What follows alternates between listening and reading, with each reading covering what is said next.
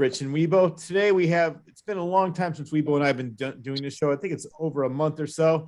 So to celebrate the special occasion that we're back, we have a two for one. Twofer. We have one of our favorite guests, Darlene Battle. We talked about her music. We talked about her art. She's not the only talented one in the family. There's somebody else that's talented, and she's right there. Her name is Arlene. Arlene, welcome to the show. So glad to have you. All right. She's here. She's happy. So I'm guessing we already know Darlene is a singer, artist. What do you do in the family? What's your talent? I'm Arlene, and I'm a singer. I'm a writer. Wow. Mm-hmm. So do you write music or do you write event books? Coordinator. I write books. I'm a book writer. I'm an author. I'm an event coordinator. Just coordinated an event this week. I am a hair braider. Wow. I'm so many things. Just to name a few. But yeah, we're that family that God has gifted with a lot of things. Yeah.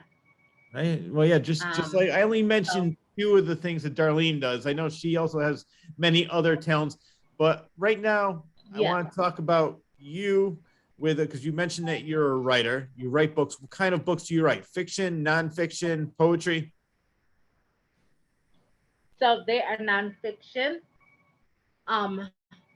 and they are about our lives, how we grew up, and telling stories about autobiographies, I should say. Mm-hmm. They're about us and about how we lived and how we overcame a lot of obstacles in life. All right, well, let's talk about it. So how long ago did you write this book? So it started in 2013. I started this book in 2013. It started from just a college paper. And one of my teachers was like, this is just too much to be a paper. You have to go further. And then, but my brother-in-law, which is Darlene's late husband, Bill Battle, he's told me for years, you have to write the book. I guess he saw it and he was pushing me and I was backing down from it. But when the teacher said that you have to go further, I knew that it touched into my talent that I needed to release. So before to interrupt you, before 2013, I have a question for you. Did you have any ambition to write at all before 2013? So in high school, my high school English teacher, she saw it too. She knew. I was a freshman at Hardin High School, and my English, my grades in English were 11th grade level. So she knew that I had something, but at that time I was busy and into boys and things like that I didn't want to pursue the things that I needed to at that time. All right. So during that time, in 2013, what changed in you to say, I need to write this story? I know you had the, Darlene's husband and your teacher sort of pushed you in this direction, but when did you finally say to yourself, all right, I need to write this story? Was it because of the people that were pushing you in that direction and said, okay, maybe they're onto something, they know something that I don't know, and I really need to write this story? Most of it is that they kind of knew something, but also I knew that it was time. God gives you that intuition to let you know that it's time to go in this direction, and you got to kind of move with it at that time when he says go. Yeah. If you don't mind, well, obviously you're writing about it, so you don't mind talking about it. What is the story? Like, let's talk about some of the struggles, some of the successes, some of the defeats. Let's talk about what makes your story so interesting. So my story is interesting. We are a family that came from the um, most dangerous projects in Bridgeport. It's called Father Panic Oh, Village. I So know for it us is. to escape Been out there. of there within itself, for all five of us to escape with no lives lost to my mom, that's within itself a story to tell. So that's going to be one of my topics that I touch on, and how my mom had to be a woman of prayer in order for all of us to escape. Mm.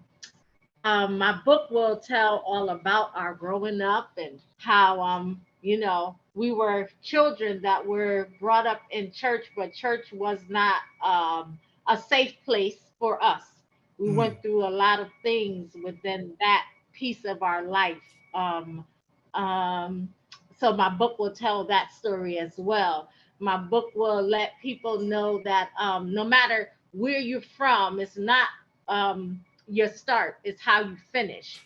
It's not what people have planted on you to say that you can't become something, because you can, because our family has been through the most difficult battles, struggles, times that we didn't know how our next meal was going to come, and how God always had a ram in the bush to make sure that we would be okay. Things that people would not want to tell. It's their ugly truths. But Mm. I'm not afraid to share mine, because I know that we have overcame them, and we want someone else to know that they can overcome whatever is in their path. As Mm. long as they keep moving and they keep believing and they keep pushing, they're going to come out. So that's my story. We have, like I shared before, me and my family, we have a lot of gifts. Our gifts was picked by people, used for their gain. But now, at these latter years, we are now using our gifts for our own family and to become what God wants us to be. Mm. Yeah. well, I definitely Yeah. think it's an important story to tell. I have a story because I've never been to Father Panic, but I have a friend who was in a band, and they were driving and their car broke down in Father Panic. They actually changed the name of the band to Father Panic. They said it was the scariest night of their life. That was just, they were stuck Mm-hmm. there. So you and Darlene, do you have any Mm-hmm. brothers and sisters? Yeah, we have another sister and two brothers. Okay, so They're us. all of you lived in Father Panic for how long? Oh, um, Well, I was born there and I lived there until I was 21. Wow. Mm. Okay, Wow. so Long time. Yeah. I, that's I was there until I was 18. wow. I'm sure you have plenty of stories, or a lot of the stories in the book Mm. for the Yes. yeah. Yeah. Just can you give our Yes. viewers a little teaser of one of the stories that they'd be able to read in there?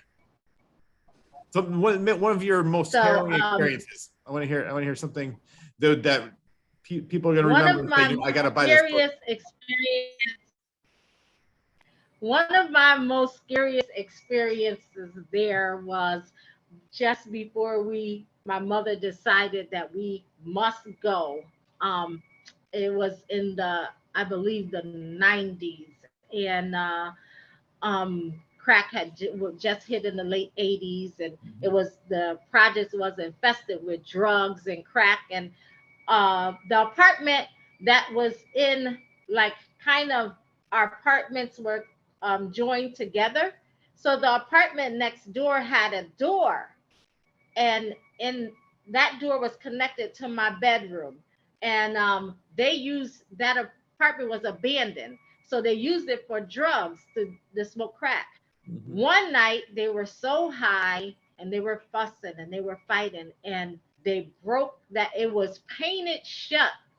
It Mm. was painted shut. Somebody was so strong enough to break the door, rip it right out from the paint, Oh my and they could God. look Wow. right at me and my son, my oldest son, um, were in the bed sleeping, and they opened the door. right on us. That was my most scariest night. And I didn't have a lot of fear. Growing up there, you could not have fear. I Yeah. did not have a lot of fear. People was getting shot in front of our eyes. We could not say nothing. We kept walking like we didn't see it. People were smoking crack and doing all kinds of things. We couldn't say nothing, so we just went on.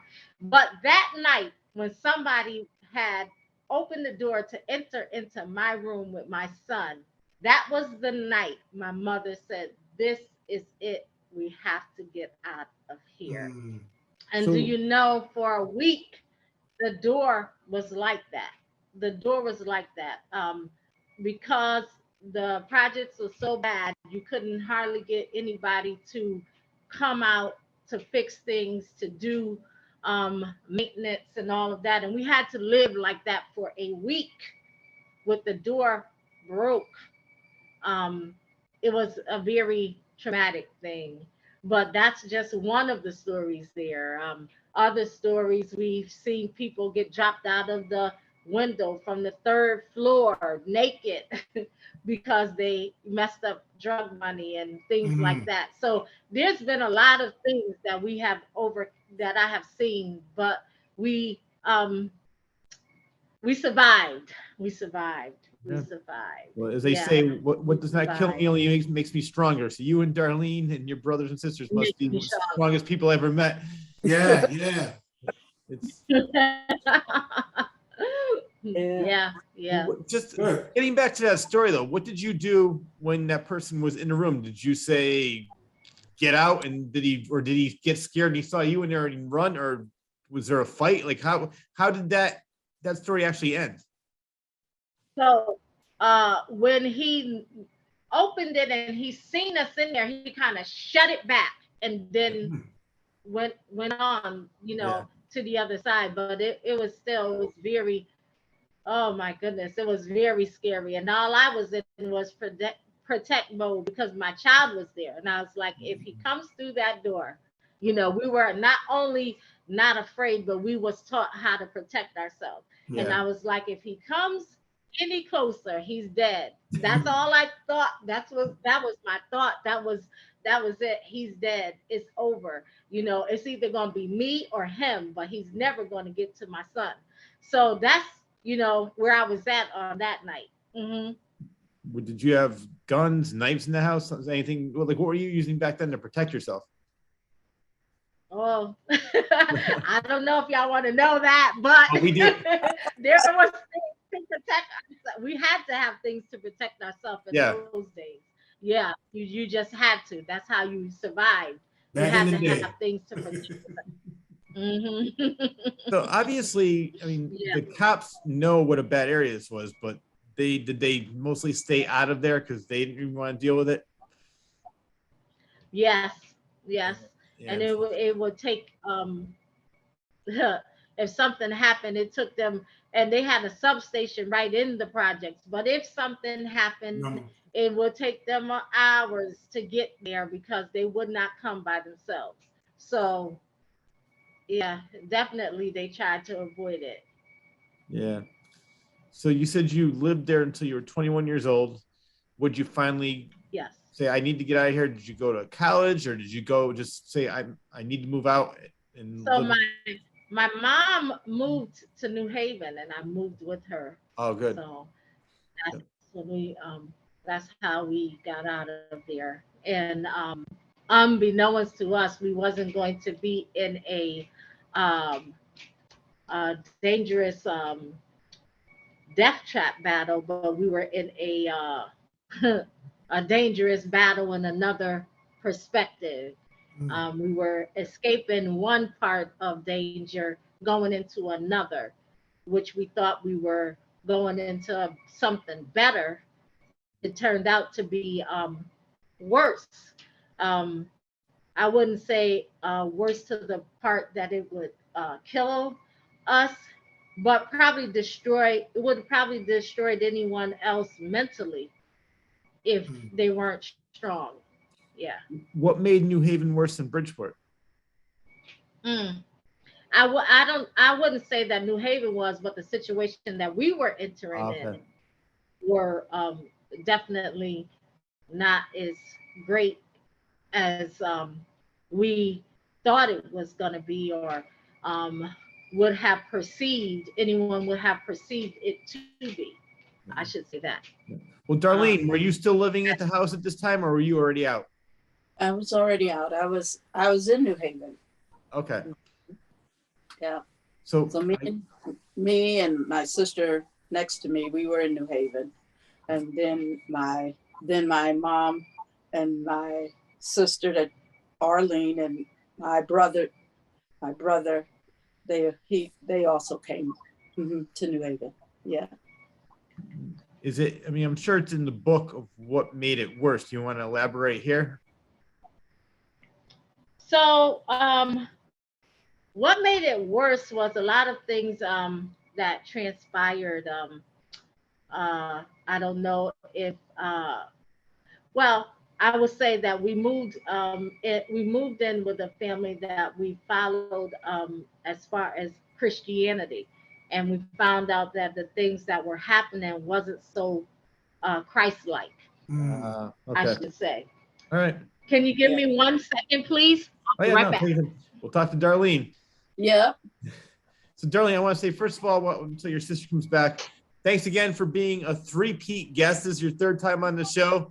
And I want to say, I haven't seen you in a while, but the last time I saw you, you were doing an exhibition at Four Corners, and I heard that went extremely well for you. Congratulations. Thank you. Thank you. Great job. It did. Yeah, we sold Great a job.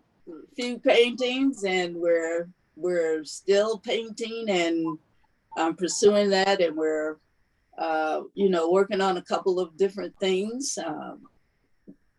Going to be doing a festival in Great Barrington, so we're excited. That's nice. Yeah. Well, before you get back to your sister, let's talk about that. Where and when is this festival in Great Barrington? Oh goodness. I think it's like in the downtown Great Barrington. It's going to be start July 9th through September, to the end of September, I believe. But I am going to be there on the 9th and the 16th. So we're going to do 2 nights and see how that goes. But it's supposed to be a huge event, bands, music, food, the whole thing. Hey, So Darlene, that's the fairground, the old fairground used to have in Great Barrington? I think so. Okay, I know it, yeah. Yeah, and it's going to be, like I said, a really big event, and we're looking forward to it. Going to have a tent set up, and artwork will be out, and have some new pieces. So I'm excited. Are you going to sing a song or two? I don't know, maybe. I might. I might. So Arlene, I want to get back to you for a minute, because you're in New Haven. Things aren't exactly Christ-like with the other family. How long did you stay in New Haven? So I stayed in New Haven until 2009. 2009. Then I moved to West Haven. Yeah. I stayed in New Haven till 2009. I stayed in with the family that we moved in from 91, I want to say, in the middle of the summer of 91 until 97, in that place where we were. And then in 97, I moved into my I want to say 97 or 98, and I moved into my own place. Oh, okay. But still in New Haven. I guess without getting into details, was this family doing something that was illegal that you can get them arrested for? Not the whole family, but a person in that family. Okay. Did he or she ever get arrested or put in jail? No. That's one reason why it's so important to get this story out, because this situation could be happening at any time to anyone who thinks that they're following Christians and they have their, they think that they're doing the right thing, and that the person is very, you know, is Christ-like, pretending, but it's definitely not. Yeah. And some people are afraid to tell what's happening, and then that leaves it open for other people to get hurt. So Yeah. this is kind of a book that will try to lead so many people in that situation out of it, and tell them to get free. You need to free yourself. Yeah. Well, I don't know exactly the story, but I think I know where you're going with this. And I think it's important that you tell the story, because some people probably feel that they're alone and they have nobody to talk to, and they don't know what to say, and they're not sure if they should, they're afraid to say anything. This will give them the power and the strength to say, you know what, I'm not alone. I want to say something and get that person in trouble. So I'm so glad that Yeah. you are writing every facet of your life, or some of the darker periods in your life. Let them know that you went through that and you came out even stronger and better. Yes. Yes. Well, actually, it is well, it's my sisters that went through it. But I guess I'm the one that has to write about it. Uh, Have to write about it. Like, we lived through it with them, but they um dealt with it. They were involved in it. So, you know, yeah. so Darlene, you were involved in this or part of it? Yes. Okay. You know what I like to, I mean, I really don't know either of you that well. Darlene, I'm just meeting you for the first time. Darlene, we've had you on the show 3 times. I met you in person several times, but you two have such a great outlook in life. I can just tell. I mean, I know Darlene a little bit better, but you seem the same way. It's like you're just so positive, and I can just feel the positive vibes feeding off of you. So that impresses me, because so many people. I was just listening to a podcast earlier today, and they were talking about that, like how people use their past experience, their child years or whatever, their past experiences as an excuse to either drink alcohol, do drugs, or be a victim. And I love the fact that neither of you are consider yourself a victim. You've been through things, but you're like, no, you know what? Have to move on. And I love the fact that you're using that not only to make yourself stronger, but to help other people too. That's really very impressive and inspirational. Thank you. Thank you. Yes, thank you. Yeah, Because because so many things can happen in your life, and you're right. You can end up being a victim. Also, very jaded, filled with hate, anger, frustration, all of that. But then the situation then has power over you. But you have to get to it. Oh no, it can't be that. I can't let that be defined my life and who I'm going to be, who I am, what I want to do. That won't be it. Yeah, no, exactly. Yeah. Mm-hmm. Did it take a long time for you to get to this point? It took me. It did. So Bill helped me to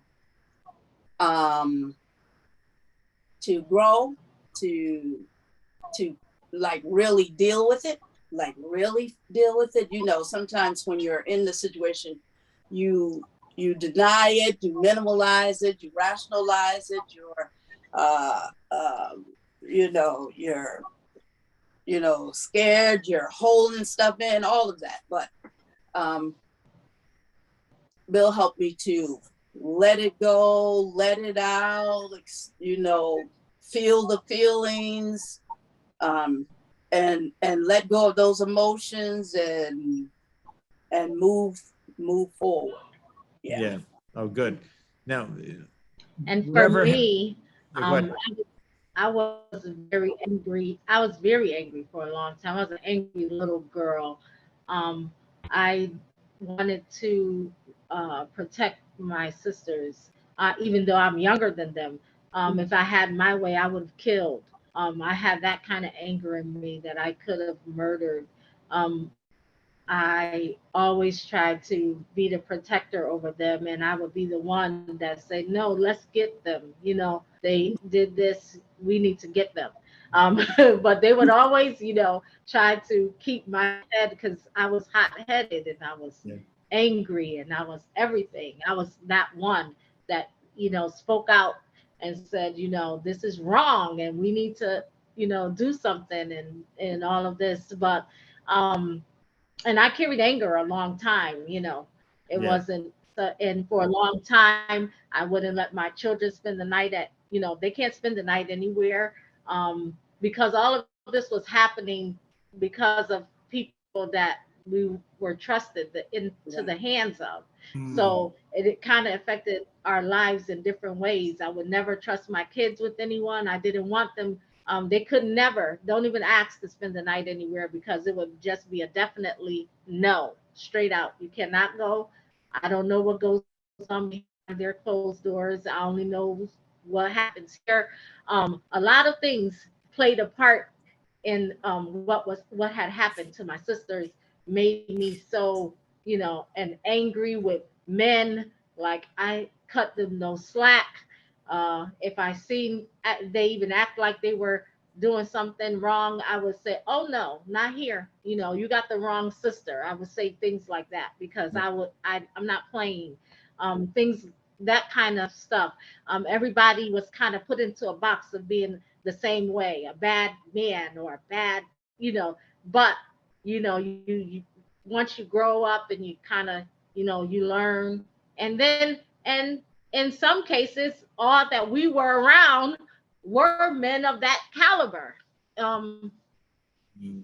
Not good, so we had to really find our way. We had to find our way.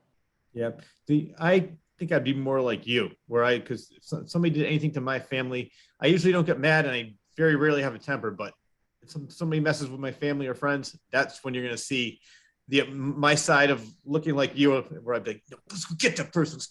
And I wouldn't be able to control that anger. So I definitely know some Darlene. I know it. And a lot of people say that sometimes it takes a stronger person to be more like how Darlene was like, no, calm down, but I just, that anger would be coursing through my veins and I'd want revenge. I wouldn't be able to, Yeah. and now what about did your parents actually know what was going on, or were they left in the dark about this? um so by by the end of everything, my parents did know. They Yeah. did know that that by the time of the end of it all, they knew. Yeah, they knew. Well, they must have. Did they confront him? Um. So, I don't think so. I think. Uh, how can I say this without? Mm, Well, well, so go ahead. my mom moved in a house with the lived where we moved when we moved to New Haven was with the person that was involved in it, his family. So she I guess was not in a place that she couldn't really confront him and confront the situation because we were living in their home. We were renting from them. Um, Oh, man. to say. And my dad, which you will read in the book, that I kind of blamed him because um him and my mother separated and I felt like he didn't protect us. He didn't look back. He didn't um come to get us, to left her vulnerable to be in the predicament that she had to trust people when it should have been him that should have protected us. So you'll read all of that in the story and how I was angry with him for a long time and it took me years to forgive him because I felt like it was his fault that we went through all these bad things because he didn't come back to get us, to make sure that we Mm. was okay. um so you'll read all of that in the book. You'll read about I mean, so many things, so many feelings, so many situations, and how, you know, I felt like we was always taught that if you were born in a marriage with a mother and father, that your life would be good. You were because we were taught the Bible that if you was born out of wedlock, that your life would kind of not go right. It would be bad. But we experienced being born into a marriage with all of us have the same father, Yeah. but we experienced the most horrible things because, you know, he he was gone and he didn't come for us. He didn't look back. He didn't, protect us. So we went through things that, you know, and this is where we were, in life. Um, I don't know how else to explain it, but you will read it all in the book. And to me, uh, I know that we didn't go through these things for no reason. We went through them so that we could help someone else overcome and come out and still be okay. Um, You know what? Go ahead. No, go ahead, Darlene. I wanted to say this. In the situation, I will say that I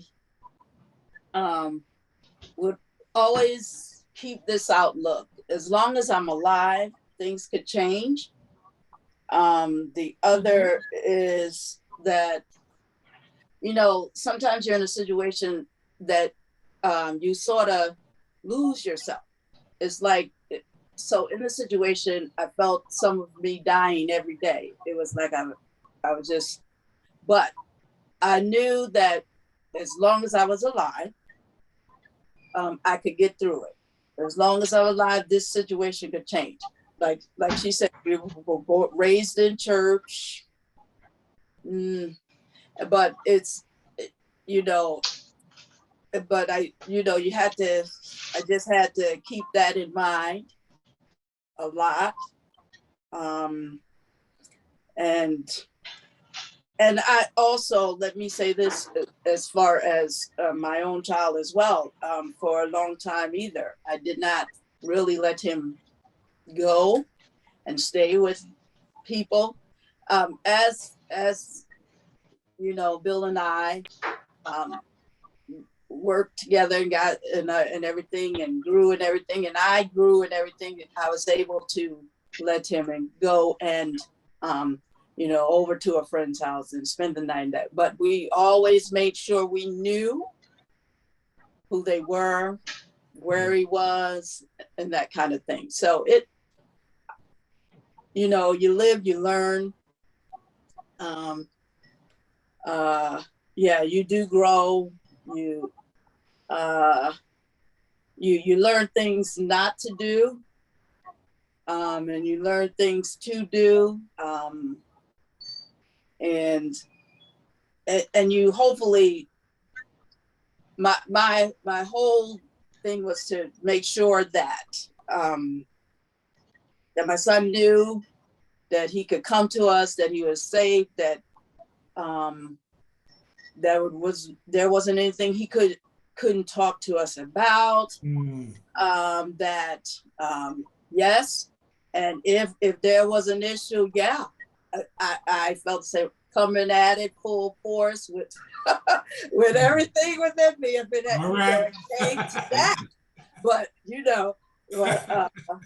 so I mean, it did it shaped our lives in I guess in a positive way, and we learned things. We learned, like I said, I learned what not to do and what to do. Yeah. It's just a shame that one person could have so much power. It was like negative acts. And because there's a lot of good people in the church, and unfortunately you hear about the people like that, and they get all the press, and everybody thinks like, oh, everything's like that. It's like, no, unfortunately everything is not like that. But the fact that you're like, he made you and your sister just mistrust everybody, be afraid to let anybody alone with your kids, and be just the fact that he had that much power is sad. I'm just glad, it probably you still have little things like that, but I'm glad that for the most part, you're at a much better place than you were. How old were you at this time when everything was going on? Me, Yeah. I was like 13. And I'm guessing there's a statute of limitations. So even if I don't know if you change the name for the books, nobody knows exactly who that person is. Like, is there a statute of limitations where nothing can happen to him anymore? I believe so. So Yeah. I believe so. Yeah, I believe it's too far for anything to happen to him now. But it's I'm just want someone who may be in that situation now, yeah, that they should try their hardest to get free, to keep it from happening to anyone else. Well, I'm sure Mhm. Darlene wasn't the only one. So if that happened to her, I'm sure it happened to other kids, and hopefully it's not happening to anybody else from him anymore. But yeah, if somebody reads that, as I mentioned earlier, I said such a great thing you are doing this and letting people know that there's somebody out there. You can't talk to somebody. You're not alone. And it's just sad that people actually have to go through that. But it's funny. I just read I like punk music. There's a singer. His name is John Joseph of Cro-Mags. And when he was little, he and his brothers got put into the foster care because his father took off, beat his mother. Actually, he's a product of rape. What happened was his mother left his father. He came back, raped her, got pregnant, had him. It happened one more time. He had another brother because of that. He didn't find this out till later, but he got sent to foster homes because they caught his brother outside running around in the middle of the winter with no clothes on. So the DCF came and said, we're taking the kids away. The foster homes, he was being molested by the brothers, and the family, they didn't feed them, they didn't bathe them. And this was back in the 70s, and I guess the laws were a lot less strict. And when he tried to report it to his school, the school brought the parents in. The parents said, oh, just, he's exaggerating this and that. And the teacher let him go. And then he got beat. I mean, they used to he was talking about like taking Oreo cookies, taking the white part, just spitting onto a piece of bread. And that was his lunch. They used to have to sneak down to the gas station so they can like wash up in the sink down there. So but he's going on and on. The reason I'm bringing this up was because he said exactly what you said. He said, everything that he went through, he would never change a thing because it made him who he is, and it made him so much stronger. And he's using this now. Now he's a motivational speaker. He's an author. He wrote a book called PMA, The Positive Mental Attitude. Right. Great book. And so he's been doing a lot of that. And I just finished reading that book recently, and it was all about the different things he went through. And it was the same thing. He goes, when everybody asked me, what would I change? He goes, I really wouldn't change anything because that made me who I am, which I'm sure whatever happened, you would not want to go through, but it sort of made you, your character. You sort of developed your character and the person that you are. oh yeah, it made, I tell you, it made me know that anything is possible, that you can come through anything. You just have to not let it take all of you. Don't let it take all of you. Yeah. It could eat away at you, but you can't let it take all of you. Yeah. If it takes all of you, then it's bad. But if you can keep enough of yourself, and keep enough hope that I'm going to get through it, or enough determination, or enough anger, whatever it is that helps you get through it, that you could come out of it. But then once you're out of it, yes, you have to deal with it. And what I mean by that, you have to acknowledge, okay, this is what happened, and remove the denials from it. remove the minimalization of it. This rocked my life. It happened to me. This is what happened. Yes, I was angry about it. I was scared. I was sad. I was everything. All of that. Acknowledge all of that. Because what it is you want to be able to release those emotions, those feelings, so that you can move on, so that you could go forward. And then take from that, okay, but I'm here, and I'm going to move forward, and I'm going to do the very best I can with the rest of my life. I'm going to, whatever, things that you learn not to do there, oh yeah, absolutely use them. No, I'm not going to do that. No, I won't be in that situation. No, I can't go there. I have to go here. I have to move into the positive direction. I have to do those things that are good for me and realize that you are valuable, because in that situation, sometimes you don't feel it. You do not feel like, sometimes it's like, oh my God. But you got to realize, yes, you are valuable. You are worth it. You can get through it. You're stronger than you think. It's okay. It's okay. Get up. It's okay. It's all right. You can move forward. You can be okay. Yeah, all of that. Yeah, you do. It was interesting.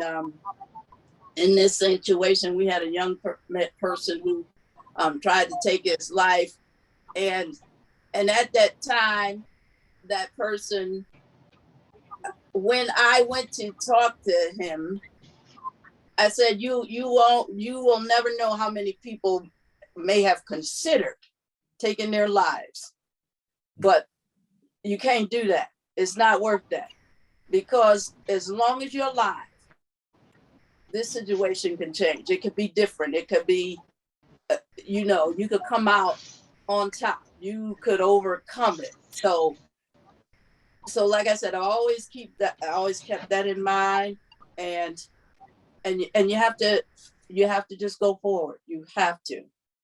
Yeah. And I will not tell you that it's easy going forward, because no.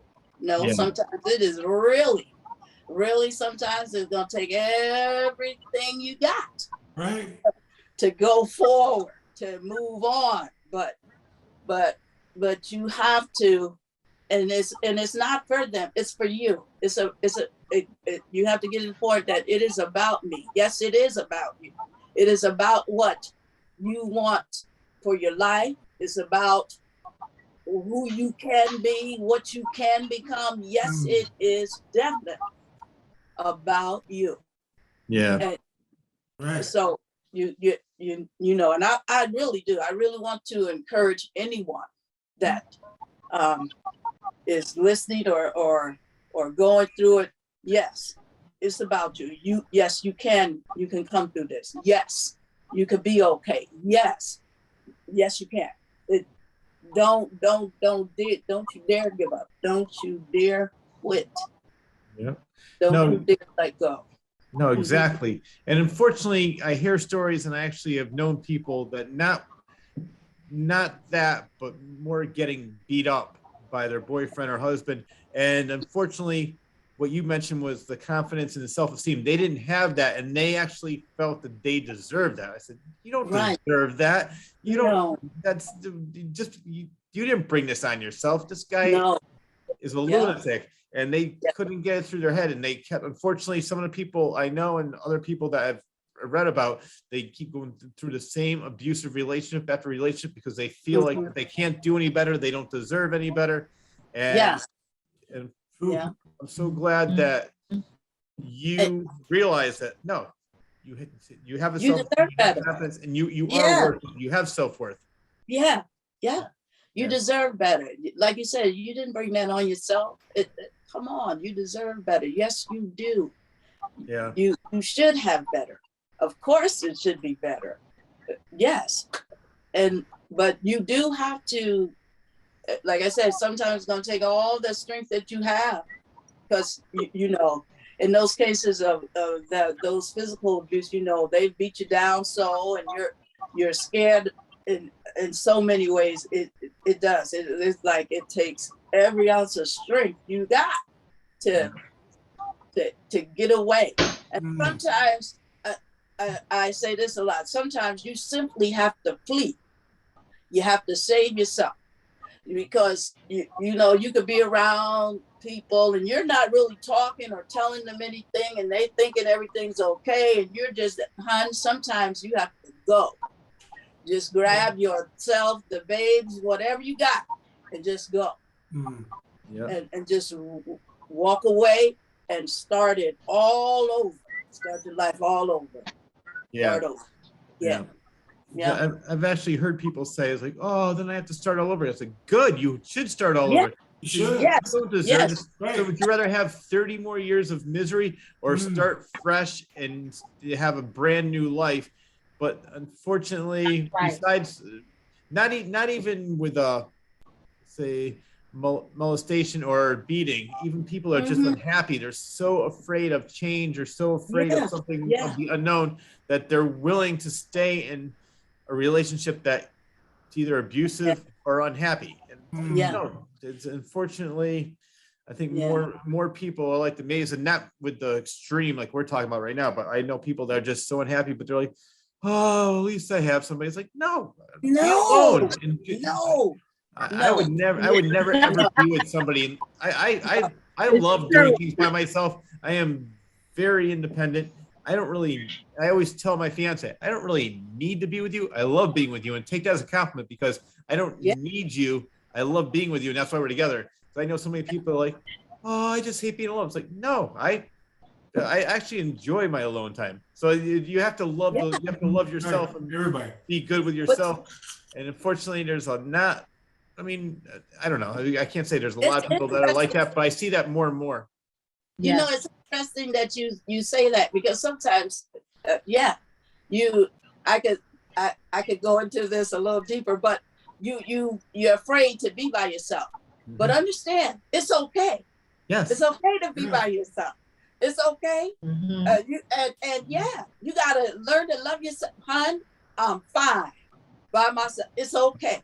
Yeah. You gonna be fine by yourself. You'll realize all the things that you could do and accomplish, and and what you can make over here, do over there. Yes, you will be fine by yourself. Been there. It's funny. My fiance, her name is Sarah. She'll take off for a week. I have to laugh.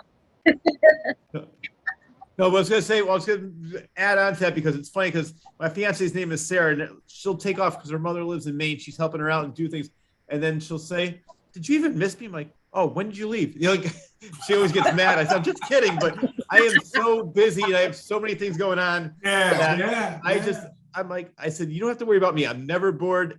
I have too many things going on, which I actually love, because I love being busy and I have so many different interests. But I've always been, when I was little, maybe I talked about this with you, Darlene, in one of the podcasts. I mentioned like how shy I was, but so I was always alone, but I just always keep myself busy. Now I'm much more of an extrovert, but I still love going down to my little dungeon down here. Yeah. Podcasts ready, reading books, writing books. You're right. So there's a lot of things to do. It is. And like I said, and you will find out what you have in you. You will discover stuff about yourself. You will reignite some of the things that you thought you wanted to do. Yes, it's okay. You're gonna be fine. I always say this too, and you want to work on you, get you ready, enjoy being with yourself, and all the rest will come. Exactly. So Arlene, do you have this mentality? I have to laugh because me, I do better by myself. Then when I'm with someone, I do better by myself.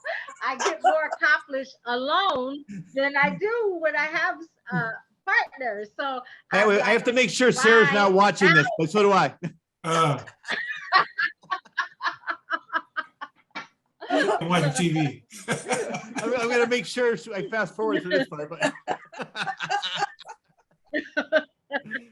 Yes.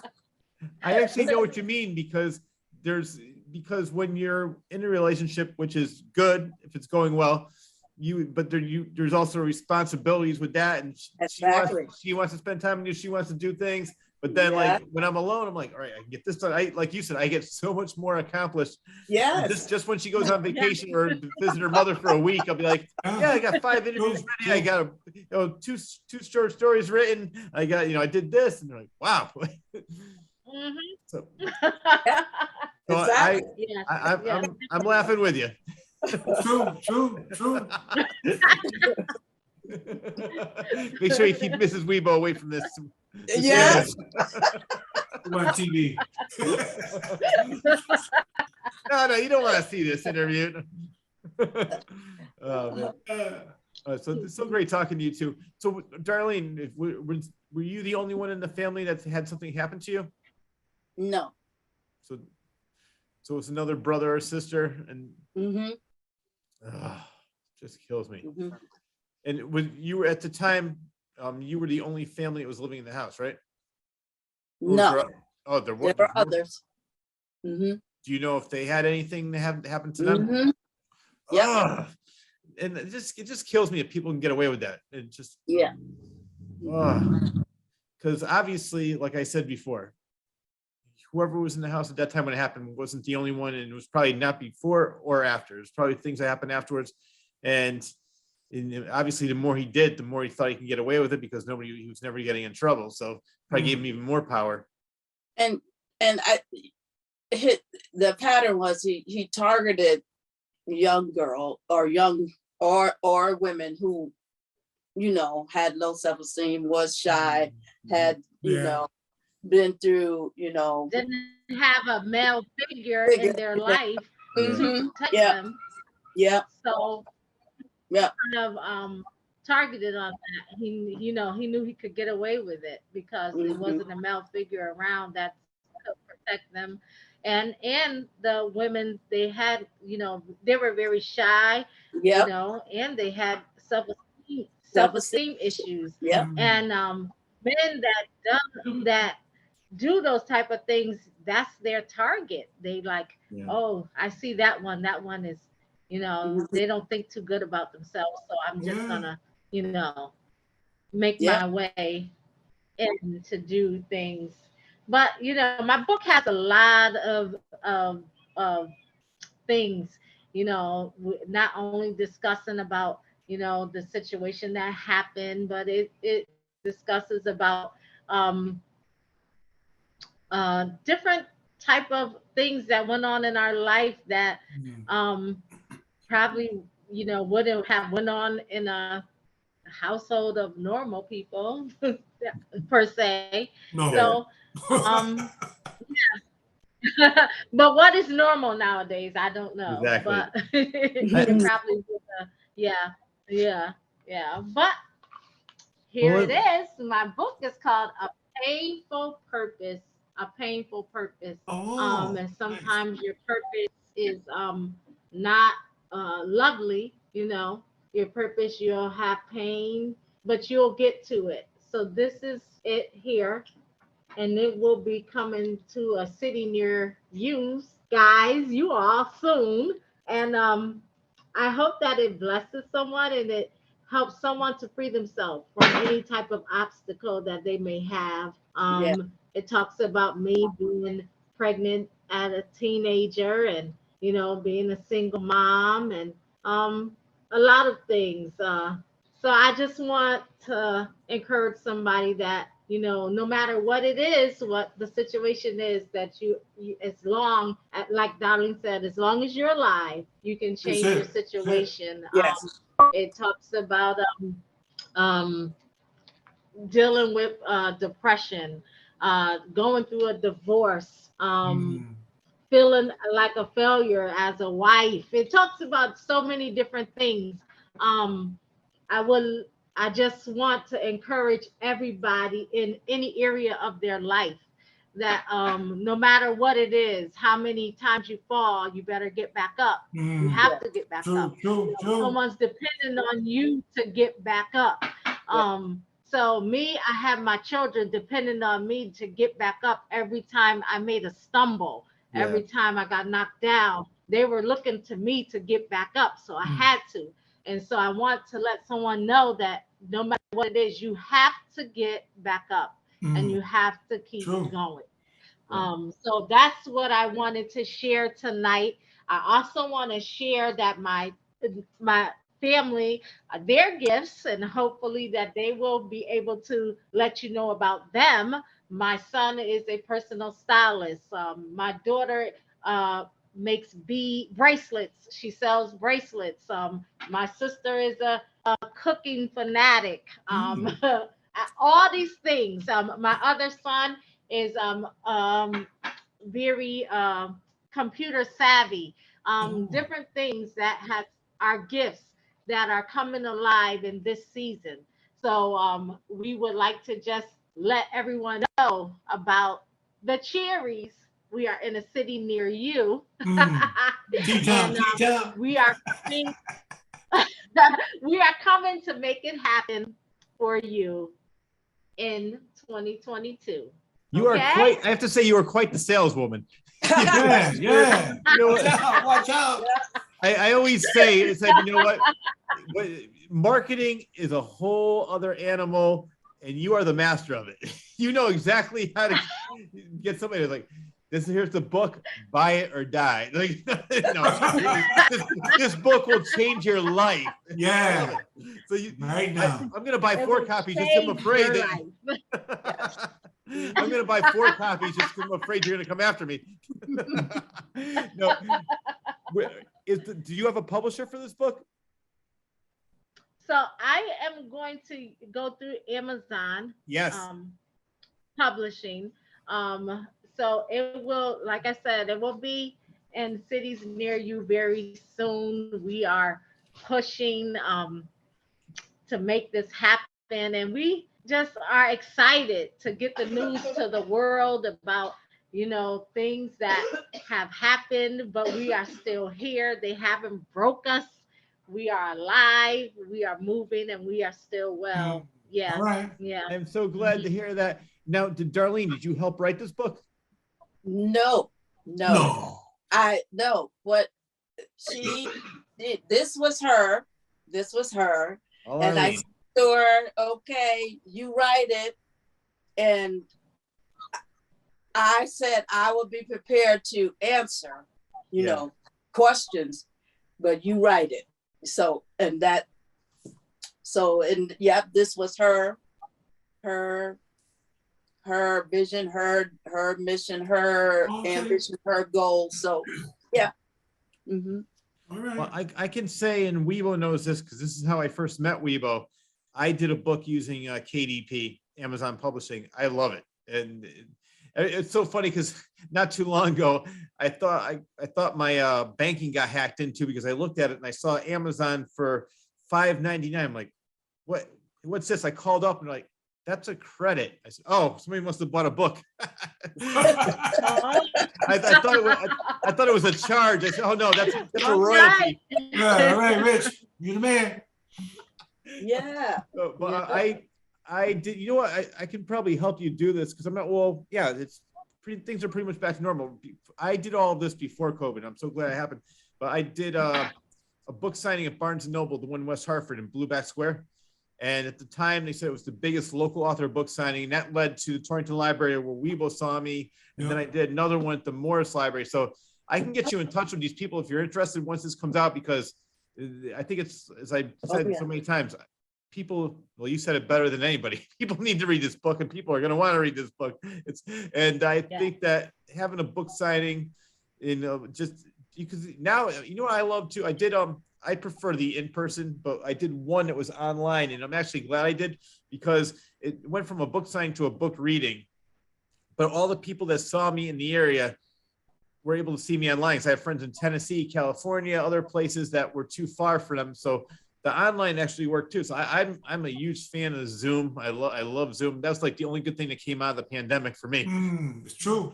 But so I mean, there's so many, and I think that you know what I think this book would be good too, is if you, and even Darlene, have talks at schools and things like this, and just let kids know. Yeah. Mm-hmm. Do you plan on doing things like that? I'm planning on wherever it takes me that I'm going, so that I can make sure that children know that they can come out, they can be safe, and no matter, if they can't find any help anywhere else, they got two sisters that are there will listen to their story and help them fight out of whatever situation they're in. Yeah. So wherever it takes me, that's where I'm going. Whatever door, that's where we're going in. We're going in snatching people out of bad situations. Watch out. Did you have, I know Darlene was all for this. Did you have anybody else in the family that did not want you to write this book? I'm not sure that my family would want me to tell our personal secrets, but I'm hoping that they understand that that we have to do this because it's gonna save some lives. So they don't even know about it yet? They don't know about the book yet? Well, they know that I wrote the book, but they don't know how deep it goes. Ooh. Yeah. I was gonna say, the only reason I'm laughing. All right, so far, Wibo's wife cannot watch this interview. My fiance cannot watch this interview, and neither can your families. That's it. Well, it's too late. I sent them the link so that I'm sure that they're watching. I'm sure that they're watching. Hello, everybody.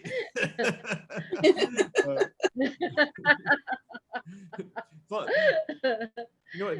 Maybe if you give them a signed copy of the book, they'll feel better. Oh yeah. I hope so. You know what you should do is so. you can come out with the book and have Darlene do the artwork for the cover. Yeah. Yes. Darlene Bell. Yes, she is. Yep, she is gonna design the cover for me. Oh, she is? Yeah. Oh, Yeah. okay. All right, I like this. It's a real family right. affair here. I love it. Yeah. Well, it's so great talking to both of you, and Darlene, it's great talking to you again. Before we leave, though, do you have anything you want besides the book? So I know we talked about in the very beginning, like how you like to sing, cook, braiding hair. Is there anything that, Arlene, we'll start with you, anything that you want to promote that's coming up besides the book? And where can people find you? When the book does come out, where can people, do you have a Facebook page that people can look at, or a website? So, yes, I have a Facebook page called Arlene Magloire. And I would like to promote my event coordinator business. You should look me up. As I stated, in 4 weeks, I pulled my daughter's school dance off. Got all the vendors, great food. And if you have $2,500 for your event, I am the woman that you want to go to. A $2,500 budget will get you a phenomenal event done. As far as my book, you definitely want to get my book. It will definitely let you know that you can come out of any situation that you have encountered, because we have been through some encounters. I definitely want to promote my son, Tyshawn Jones. He is a personal fashion stylist, and he will get you right for any event that you have. My daughter, that she makes bracelets. They are phenomenal. Any festival that you see us at, you definitely want to support her. I'm shouting her out tonight. I'm definitely shouting out my sister, Christine. She will, if you ever need a dinner, you would like to look her up. She is the one that you need to go to. You know what I'm saying? She's the woman for that job. My brother, James, he's a DJ. He's the one for the job. I'm letting you know that our family got you covered. in all areas. My Ooh. grandson is an entertainer. He's 7 years old. He'll grab the mic and he'll get you right. Watch out. My granddaughter is a hairstylist. My granddaughter is a hairstylist. She's a makeup artist. You definitely want to check us out. We got you all covered in every area. So I'm just shouting out everybody in my family. We are ready. In 2022, you will see us on the come up. Don't be mad. Just ride along with us and we'll pull you up with us. We'll pull you up by the strings. To my sister, Darlene, which is the oldest that started this event, started this battle, the artist, the singer, the entrepreneur, got one of the smartest kids on this side of Jordan. We just love her to death. She has pulled us up by the strings, which she has been doing since we were younger. She was our oldest sister. Her and my oldest brother really, truly is the ones that raised us. So we have to pay homage to them on tonight. So all I can say is come and check us out. Let us help you. We're here to serve you in any way that we possibly can, in a positive way, with no hidden agendas. Nope, I love that. And I want to talk to you once that gets published, and then I will get you in touch with the people that you can do book signings with, because there's the libraries are great, but Barnes and Nobles, I think they're going to start doing that again too. That's good. We mentioned, I know a former guest was at Howard's bookstores. We'll talk about that off the air, but I have some other places that I think would be even better for you. But as you mentioned before, anywhere that you can get the word out is a good place to have a book signing or reading. So, and if I had $2,500, I'd hire you to be my PR person, because I love what you have to say. You can help me get my podcast channel off the ground. Yeah, cash, right? I know. $2,500. Can you tell everybody to watch this channel? Well, $25 is just for my event coordinating business. It's really not. $2,500 pays for the vendors, but my cost is $300 to get you where you need to go. So, you know, if you need me, I'm here. Call me. I let Wibo borrow my wallet for a little while, so just talk to him. Talk to me. I'll take care. I got it covered. Actually, now that we're being completely honest, I didn't let him borrow the wallet. He just took it. And kept running. And Darlene, I know that your sister pretty much said everything that you do and where she can find you. Is there anything that you want to add to this conversation about where you're going to be? I know we mentioned Great Barrington. Yes. So we're going to be in Great Barrington. We did what I call a yard sale. So we had a art sale in my yard a couple of weeks ago, and it was good. It was interesting. Got to meet some new people. You know, sold a couple of paintings. You know, had my niece's bracelets there. Sold some of them. So we're going to, you know, continue to push. We're like I said, we're going to do the Great Barrington, then we're going to see the next step, but we're definitely going to be, you know, doing art and getting art out there. We're, like she said, we're going to do music. We're going to push our family forward. Like she said, we're here for you. Come on. We 2022, we decided that we're going to give it everything we got. All right. for this year, and go forward and do our best, live our best life, you know, reach out and touch everyone we can. So many hands. and do what we can. Yeah, we really are. Well, you know what? I mention this every time I see you. My favorite contribution of yours is writing the local artist show theme song. Yeah. Oh yes, the local artist. Yeah, yes. It's the only place to go. Yep. Zip. Hey, Yep. Oh, where you? my baby, my baby. Yes. Oh, yes. Yes. Absolutely. I Well, mean that, and I'm a little nervous right now because I have the words, but it's like I haven't sung it in a bit, so it's like, oops. But yeah, oh, absolutely.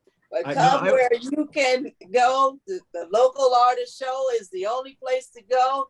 Yep. Sears and we and Will Bowles. Come on. Yep. Right there. Yeah. I love it. Well, anyway, once again, it was Arlene, Darlene. I'm sure that both of you are going to be on the show. Arlene, we're going to have you come back on when the book is released. We'll have to promote the hell out of it. Not that you're going to need any help promoting it, but No. I'm more than happy to. She got that covered. I know. Wibo, before we go, do you have anything you want to add? What I tell you, boy, it's so much talent in your family, man. Boy, like Darlene with the painting, she came a long way. People surprised. People see me and they say, well, see, Wibo, I ain't know Darlene done this. I ain't know Darlene done that. You know, they were shocked. Darlene, I do have to say this though, really quickly, because Wibo, he does it quietly, but he is one of the best promoters. I'll get these texts. Darlene just sold 13 paintings yesterday. Darlene just did this. Like every guest we have, will tell you, Amy just did this comedy show, like whatever it is that somebody's doing. He is. You know what, Wibo? I'm so appreciative to have you, not only as a friend, but you are so great at you're promoting other talent. I hate these people that are so, like, their egos are so bruised if somebody else is being successful. You actually promote other people, and that is a huge thing, because so many people I know are so fragile they can't talk about other people because unless they're doing well. And because I enjoy it, because they say I met quite a few professional people. Yeah. I mean, like, you know, you got to be yourself. Yeah. Be yourself. That's it. Yeah. Yeah, exactly. That's Absolutely. it. That's it. Yeah. And I used to say the same thing when I was doing comedy. People would say, "Oh, I can't believe he got, how did he get the show? I didn't." I said, "He didn't get the last spot. Don't worry about him. Why don't you just try to get this another spot yourself?" And just everybody's so worried about somebody else doing well that they didn't even concentrate. Yeah. I personally never worry about anybody else but myself, meaning that, like, I don't care what anybody else is doing. This is what I like to do. This is what I'm doing it. And I'm going to do it the best I can do. I don't care what anybody else around me is doing. And that's right. And I am very, just like Wibo and just like you two, I'm very supportive of other people. But as I said, I just love people be like, 11 o'clock at night, Darlene just sold another painting. Doing my job. Doing my job. 24/7. 24/7. Right. We should change the name of the show to Where's Wibo, because every once in a while I get like a picture of him in this undisclosed location. Like, where are you? Oh yes, he gets around. Yeah. Oh yeah, I do. Oh yeah, he been moving. He really does. And I will say this too about him. He promotes the show, because he kept saying to me, you should come on. You really should come on the show. You really, you'll like it. Come on, let's, and it has been a wonderful experience. I've enjoyed being on the show. Anytime, definitely will come back. Absolutely. Oh yeah. Yes. And Thank you. And I'm excited for you guys. Actually, Cheers. Yes. Oh yeah. Yeah. Because it's a great thing. It is. Oh. Because there are, a lot of talented people in Torrington, but also all around, and they, just need an opportunity to just say, I'm out here, I'm doing this, come see, come be a part of, and let us do this together. Let us grow. Let us, change the town, the city, the world. We could do it. All of us. We're going to do it. Yes. We're going to do it. Going to do it. Oh, yeah. Absolutely. Absolutely. I love. I'm sure, as you know, I do 2 different shows. For the show that I do, I get my own guests. But with this show, Wibo gets all the guests, and I love it because I have met so many interesting and talented people. And every time Wibo's like, I got another guest, I'm like, all right, just have them send something over so I have an idea what to talk about. And what's great about you two, I didn't really have anything prepared because I already knew that we'd be talking. Like I didn't have any worries at all of that we'd find nothing to talk about. There'd be something, and I was right. Oh yeah. Like almost an hour and a half later, I didn't even have one note written. So I'm so glad that I know Darlene probably knows this. I met Wibo when I was promoting my book. He was doing a talk show on public access TV, and then I was a guest for City Views, and then so I was on there, and then we should do a show called Local Artists. I guess he did something at WAPJ before me, and then we've been doing it ever since, and it's going on for like about a year now, I think. Like this show, So, okay, yeah. Yep. All right, but yeah, no, I'm excited. I just see, just so much. There is from it, yeah. There's so much, like we mentioned in one of the shows when we first started. I said I love, everybody knows the people that already made it, but there's so much hidden talent, especially in this area as you mentioned, and that's the people that we want to expose and give them the coverage and give them the limelight because when they're up and coming, sometimes they have the more interesting stories. And I like to see how people got to where they are instead of like seeing where they already were. So watching them, and I've seen, like I said, over the last year, I don't know how many guests we've had. And it's just like we went to, what's that author? We just went to his book signing at Howard's. What's his name? You talking about John Noki? No. You're talking about J.L. Booth. Yeah. Yes. And he writes actually he has a really interesting story too, but he writes more fiction, but he has a really story that sort of he had a lot of problems that he dealt with and he's overcoming now too. But it's I love having people like that on the show and letting them tell their story. So thank you, Arlene. Thank you, Darlene. Thank you, guys. Wibo, it's always great to see you. Always. That wraps up the latest episode of Local Artist Show with Rich and Wibo. I want to thank my guest, Arlene, and once again, the three-peater, Darlene Battle, for coming on the show and telling their story. Please buy their book when it comes out. And buy Darlene's paintings. Go on to her, what do you have, a website or do you have a Facebook page where people can find out where you're going to be? No, I just have my email, actually. Okay. Well, do you want to give people your email right now so people can contact you and find out where you're going to be? Yeah, dbattle99@yahoo.com. Perfect. And we'd also like to thank the extremely talented John Bristol of Elmwood Productions for always doing a superb job editing this program, making it available each and every week. Lastly, but definitely not least, Wibo and I need to thank you for always tuning in. Enjoy your day, everyone.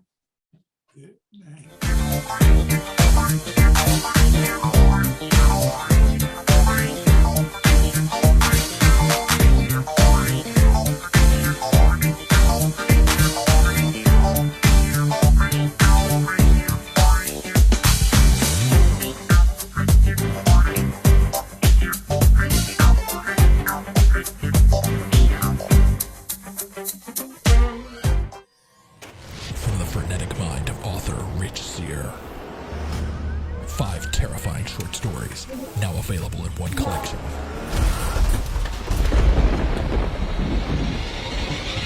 Confessions of a Frenetic Mind. 5 tales of blood-curdling terror, available on Amazon and Barnes & Noble.